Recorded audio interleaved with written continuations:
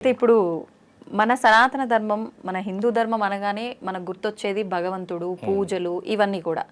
ముఖ్యంగా మీరు ఇందాక చెప్పినట్టు హనుమాన్ చాలీసా చదువుకోమన్నప్పుడు బ్రహ్మ ముహూర్తంలో చదివితే ఎక్కువ ఫలితం అన్నారు.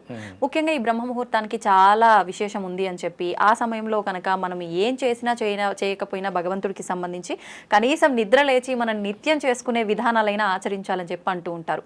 ఎందుకని ఆ ముహూర్తంలో అంత గొప్ప ఏముంది అసలు? బ్రహ్మ ముహూర్తం, ప్రాతకాలం, ప్రదోషకాలం, సంధ్యాకాలం. బ్రహ్మ ముహూర్తం 4 గంటల నుంచి 6 గంటలకి. ప్రాతకాలం అంటే ఉదయ గడియలు, సూర్యుడు ఉదయించిన దగ్గర నుంచి. సంధ్యాకాలం అంటే సాయంత్రం 4 తర్వాత నుంచి 6 గంటల వరకు వచ్చే కాలం. ప్రదోషకాలం అదే దాన్ని ప్రదోషకాలం అంటారు. సూర్యుడు ఉదయించక ముందు, ఉదయించిన తర్వాత, సూర్యుడు అస్తమించక ముందు అంటే అస్తమించే ముందు, అస్తమించిన తర్వాత. ఇవి శక్తివంతమైన సమయాలు. ఇది మన ఋషులు చెప్పారు. ఇవి చాలా శక్తివంతమైన సమయాలు.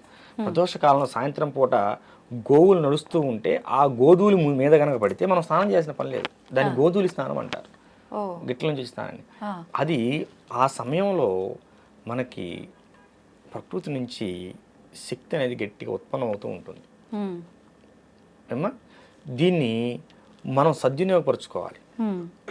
మన ఆహారాన్ని ఉత్తేజపరుచుకోవాలి. ఆ సమయంలో ప్రకృతి చాలా ప్రశాంతంగా ఉంటుంది. నువ్వు చెప్పే ప్రతిదీ కూడా ప్రకృతి వింటుంది. నీ భావాలను మొత్తం ప్రకృతి అర్థం చేసుకుంటుంది.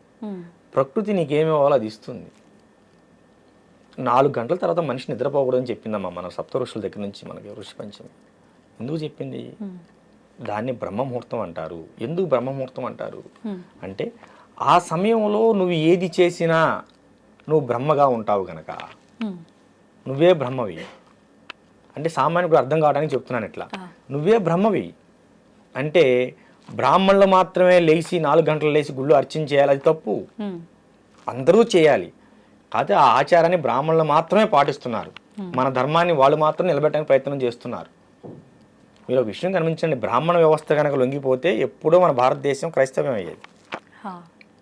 అవునా? ఎలాంటి పరిస్థితుల్లో కూడా వ్యవస్థ వాళ్ళు లొంగలేదు. గుళ్ళకు తాళాలు వేసినా కూడా ఇంట్లో కూర్చొని అర్చనలు చేస్తున్నా కానీ ఇప్పుడు రుద్రాభిషేకము, అమ్మవారికి లలితానో, శ్రీఖడ్గమాలో, హీంకార గరితాన సుఖాం అనుకుంటూ ఇంట్లో చదువుకున్నారు తప్ప ఇంకో దానికి లొంగలేదు. కనుక నువ్వు కూడా బ్రహ్మవేం చెబుతుంది.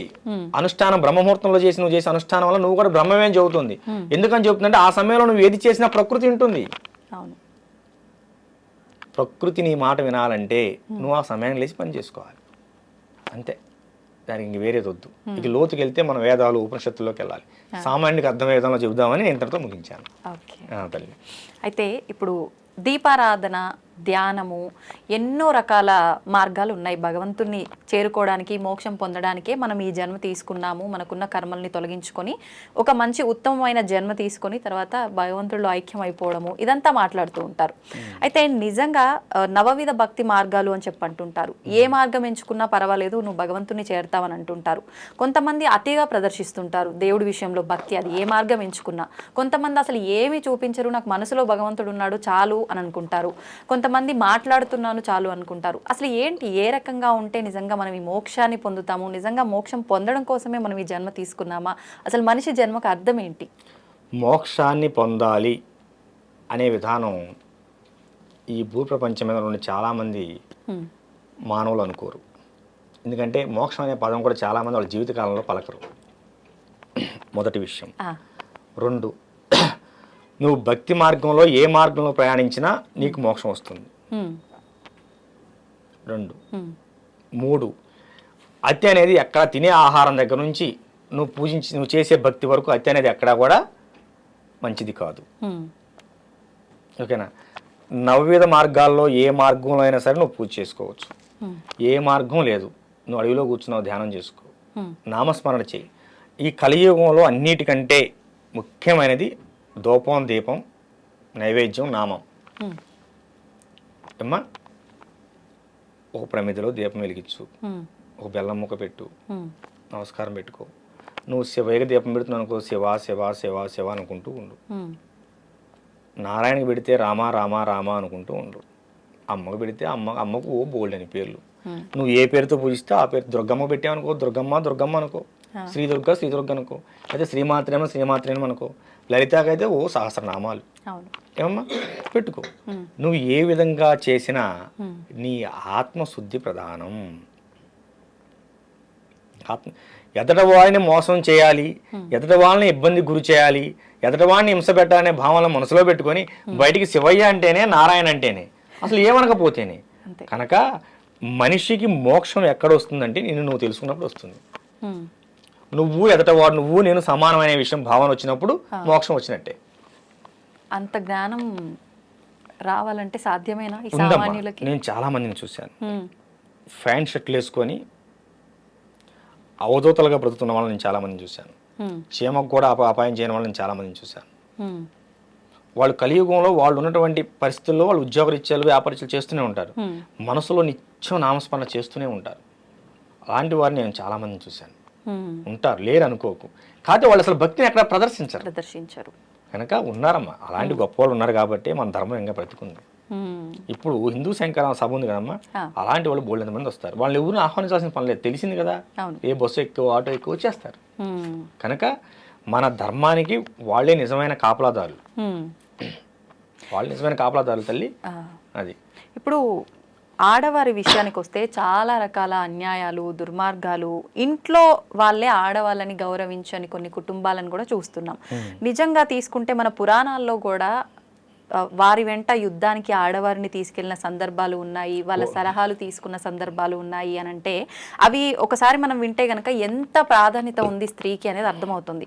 మరి ఈ ప్రస్తుత సమాజంలో ఎందుకు ఆ విలువ దక్కటం లేదంటారు? త్రేతాయుగం పరశురాముడు రేణుకమ్మని నరికినందుకేగా యుగం అంతమైంది. కృతయుగం, త్రేతాయుగం సీతమ్మని ఎత్తుకెళ్ళినందుకేగా రావణాసురుడు అర్థమైపోయింది, యుగం అయిపోయింది. ద్వాపర యుగం ద్రౌపది దేవిని నిండు సభలో జుట్టు పట్టుకుని ఈడ్చినందుకేగా కురువంశం మొత్తం నాశనం అయిపోయింది. అవునా? స్త్రీ జోలికి వెళ్ళినప్పుడు ఎవడు వంశమైన నాశనం అవ్వాల్సింది.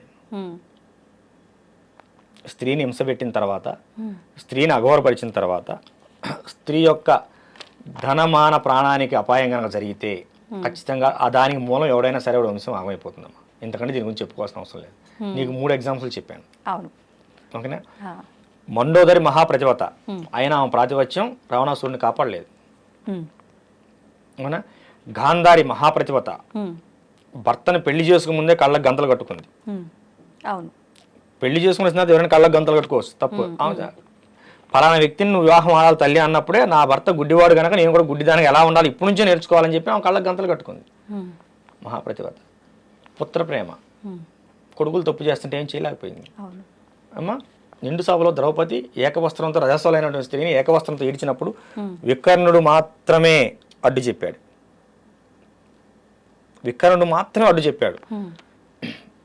లేచి ధర్మరాజు ఓడిపోయిన తర్వాత పందెం కట్టాడు, ఇది నగ్గదు, ఈ కురు సభలో ఇంతమంది గొప్ప గొప్ప ఉన్నారు, భీష్ముని తాత అది నువ్వు అన్యాయం చేస్తున్నావు, ఇది కరెక్ట్ కాదు అన్నప్పుడు కర్ణుడు దుర్యోధనుడు గద్దిస్తారు వికర్ణుడిని, నీకేం చేస్తున్నావు వర్మి అని. చివరికి వికర్ణుని చంపాల్సి వచ్చినప్పుడు భీముడు బాధపడతాడు. వికర్ణ, నువ్వు మా వంశంలో నువ్వు మా తోడుగా మాకు తోడుగా పుట్టవలసిందిరా. కురువంశంలో కురుసభలో అంతమంది కౌరవ సభలో ద్రౌపదిని అవమానిస్తుంటే నువ్వు ఒక్కడవే నిలబడి మాట్లాడావు, కానీ యుద్ధ నీతి నేను చంపక తప్పలేదురా అంటే, నా ధర్మం నేను మాట్లాడాను అన్నయ్య ఆ రోజున, నీ ధర్మం నువ్వు కానీ అని చెప్పి అంటాడు. తప్పదు, నా ధర్మం నేను మాట్లాడు, కానీ నా మాట విలువ లేదుగా, ద్రౌపదిని ఎవరు ఆపలేదుగా, నా మాట లెక్కలేదు కదా. ఈ యుద్ధం వచ్చింది, నేను నీకు శత్రుపక్షంలో ఉన్నాను కదా, కానీ యుద్ధం చేద్దాం, సావో గెలుపో ఓటమో మరణమో జీవమో కానీ అంటాడు, చచ్చిపోతాడు, భీముడి చేతులు చనిపోతాడు. వాడిని చంపిన తర్వాత కూడా భీముడు కళ్ళం నిలబెడతాడు, వికర్ణ ఎంత పని అయిందిరా అని. ఏమ్మా, శత్రువును సైతం కంటతడి పెట్టేలాగా చేసిందా లేదా వాడి నీతి చేసింది. ఏమ్మా, ధర్మం ఎప్పుడు కూడా ఒంటరిగా ఉన్న విజయం సాధిస్తుంది, దానికి నీతి ఎప్పుడు తోడై ఉంటుంది. ఓకేనా? ఇప్పుడు ఎంతమందిని కాపాడిన కృష్ణుడు అభిమన్యుని ఎందుకు కాపాడలేదు? అహంకారం పొడిచినప్పుడు, వాడు అహంకార పూర్తయినప్పుడు ఎవడైనా పతనం అవ్వాల్సిందే. రథసారథి అర్జునుడు రథసారథి. అభిమన్యుడు అంటాడు, నానా అభిమన్య ఇంత కురుసాం జరుగుతుంది, మనం లోపలికి వెళ్ళకూడదు, వద్దు నానా పరిస్థితులు బాగలేవంటే, నేను ఇప్పుడు మంచి ఆవేశంగా ఉన్నాను, ఇప్పుడు శ్రీకృష్ణుడు అర్జునుడు ఎదురైనా కూడా వాళ్ళని కూడా చంపేస్తా అంటాడు. కథం. వాడి జీవితం అంతటితో ముగిసి. ముగిసిపోవాల్సిందే. అంటే అహంకారం ఎంత స్థాయికి వెళ్ళిందంటే దేవుని సైతం చంపుతానే స్థాయికి వెళ్ళిపోయింది. మేనమామ దేవుడితో సమానం. ఓకేనా? కనుకమ్మ స్త్రీని అవమానించిన, అవహేళన చేసిన, తన యొక్క ధన మాన ప్రాణానికి ఇబ్బంది కలిగించిన ఖచ్చితంగా వాడు వంశమే నాశనం అవుతుందమ్మా. ఇప్పుడు ఎక్కడైనా సరే చూడు, వంశాలే నాశనమే. ఒక్కడు నాశనం కాలేదు, వాడు వంశమే నాశనం అయిపోయింది. సో కనుక ఇది తెలిసిన వాడెవడు కూడా స్త్రీ జోలికి వెళ్ళాడు.